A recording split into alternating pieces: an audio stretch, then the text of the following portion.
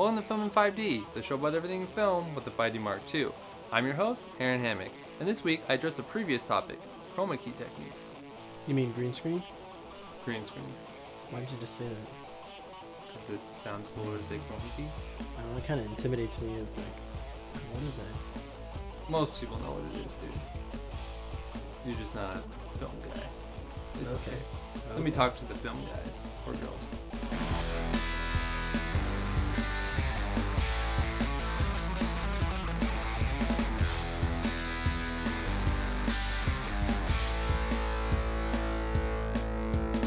Now, chroma key, also known as green screening, is a topic I covered in one of our very first episodes, but due to an overwhelming amount of questions I got regarding this topic, I decided it was time to take another look, because after all, I've gotten much better at it in the past year.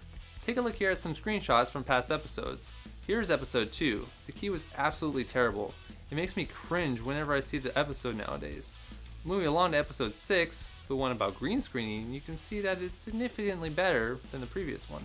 Now, there are several things that made this key look nicer than the one from episode 2, like better framing for example. But if we take a look at these side by side before they're actually keyed, we'll see a much bigger factor. As you can see, the green screen itself in both images is basically lit the same way. Nice even light, and the shadows aren't too harsh.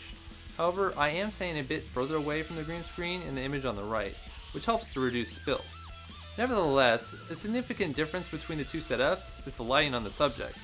The one on the left is absolutely terrible. I mean, there's no frontal lighting at all, and the lights from the sides are harsh and casting very unattractive shadows. This type of lighting makes it incredibly hard to key. I mean, pretty much every lighting plugin I've used over the years struggles when it comes to an underexposed or dark foreground, which is why it's absolutely essential to have your subjects well lit when you're trying to pull a key. Let's move on to our next improvement between episodes. Somewhere around episode 14, we realized that having me evenly lit wasn't exactly the most realistic. So we decided to add some contrast by having one light closer, the key light, and one light further away on the other side, the fill light. Now, I know this doesn't directly affect the quality of a key, but it does however affect the look of an entire green screen composite. If you add some contrast to your subject, even if it's very minimal, it will help separate them from the background, adding a bit of a three-dimensional feel as opposed to the 2D feel you get with an even lighting setup. We see the next improvement a few months later with episode 32. This happens to be the first episode where we started using softer lights, which, as you know, cast less shadows, which not only looks more appealing, but also helps with the key. Now, much can be said about the quality of lights we upgraded to, but in my opinion, the main thing to look at here is the change from hard lights to soft lights, not to mention getting a greater quantity of lights. For the longest time, we were using a tiny LED light for the fill, which wasn't doing all that great of a job removing the shadows around my eyes. Whereas today, we have plenty of lights, including a softbox here, an umbrella light here, a spotlight back there for the backlight, and 1500 total watts for lighting up the green screen. If you want to learn more about soft lighting techniques, check out either of these episodes, where I demonstrate ways to achieve soft light without breaking the bank. Last but not least, we move to episode 37, where we of course introduce our brand new 3D background. Now it can be said with good reason that the main difference here is the switch from a 2D background to a 3D background when it comes to the realism of a composite. However, to me, the biggest difference to the overall balance between both images is actually the lighting. You see, when I made the first background, I made it way too bright, and since we were lacking proper lighting initially, it was virtually impossible for us to balance the foreground with the background. In fact, before we launched episode 1, I actually went back and darkened the whole background significantly, and it still wasn't enough. You see, I could only push it so far before the image started falling apart, given the way that I created it in Photoshop with different assets and stuff like that. And when I look around at other YouTubers' videos, I see backgrounds that are either too bright or too dark, and it significantly hurts the realism of the final composite in my opinion. So you should really focus on first balancing the levels between your background and your foreground before you even consider a particular one or try to color correct them. So to quickly reiterate the points I just made based on my experience for the past year, number 1, always light your subject as best as possible. Try to expose the same for both your subject and your green screen, as this will get you the best results. Number 2, add contrast to your subject by establishing a key and fill light. This will add some depth to your composite. Number 3, use soft light if you can. It helps to remove shadows and improve the overall key. Number 4, make sure your backdrop is lit the same way as your subject. You can adjust some backgrounds with levels, but some will just be impossible to use realistically if you don't plan accordingly. Well, that pretty much covers what I've learned on the production side of things when it comes to getting the perfect key. But I did want to mention a few things about changes to my workflow. In episode 6, I gave you some suggested ranges of values. And while I think these still hold up for the most part, I did want to give you a bit of an update. You should never have to raise your gain above 100. If you do, then more than likely your green screen wasn't lit very well, or your exposures between your subject and your green screen are way off. Raising the gain above 100 will degrade your image, so avoid it at all costs. For the clip white and clip black values I mentioned in episode 6, imagine you had the perfect setup. I mean, the green screen is perfectly evenly lit all the way across, and your subject is well exposed for and lit perfectly. If this was the case, then your clip white values would be 100 and your clip black would be 0, and your gain would be 100. So let's think about that for a second. I mean, if that's the case, and I see all these people suggesting that your clip white should be 55, your clip black should be 30, well, I mean, that's far from 0 and 100. So, I mean, yes, you're not going to get the perfect green screen, but you really want to go, for a lower number. I'm going to give you something to jump off with. But it is true that not all setups are perfect. In fact, very few are.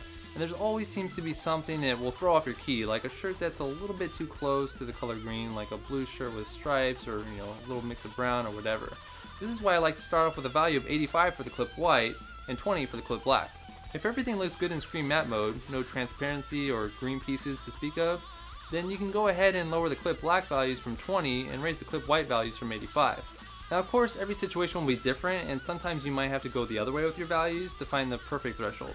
But I like to think that the 85-20 rule is a great jumping off point, and pretty much all the other settings I talked about in episode 6 I still use today, like the matte choke and screen pre-blur for example. But that's it for this week. Send any questions to our Twitter page at twitter.com/filmin5d, or you can post them on our Facebook wall at this link here.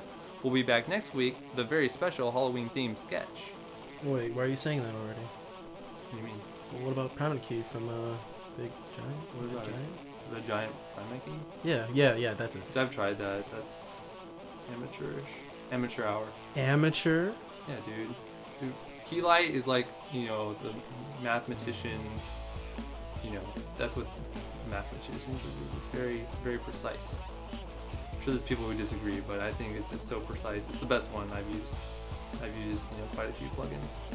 Did they teach you that in school or something? No, I mean, in school they teach you Final Cut, which is a freaking joke. But, I'm gonna get lots of hate for this, but it's true, man. Key light's awesome. They use it in Hollywood, so what's up? Was your mind blown by Looper? Looper.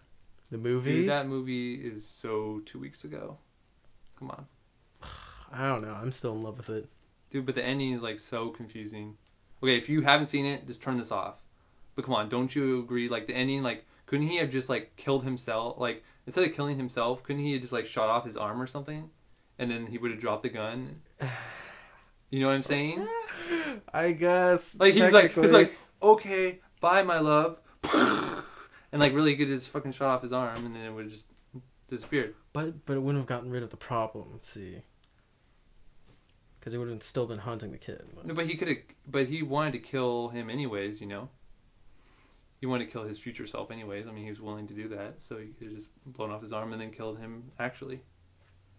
Oh yeah, I guess yeah. You know what I'm saying? Pretty good. Like blow it up. Like the guy's holding it with the right arm. Fucking blow it up. Bam. No gun in his hand, and he's still got the blunderbuss whatever in his left hand. That actually would have been interesting. You should have wrote that script. I know, man. They just cop out. I hate cop outs like that. Oh, it's so emotional. I'll kill myself. Save my wife. Blah blah. Or my girlfriend, whatever. And the evil kid with the TK, which is really stupid. Yep, I hated that. Oh my god.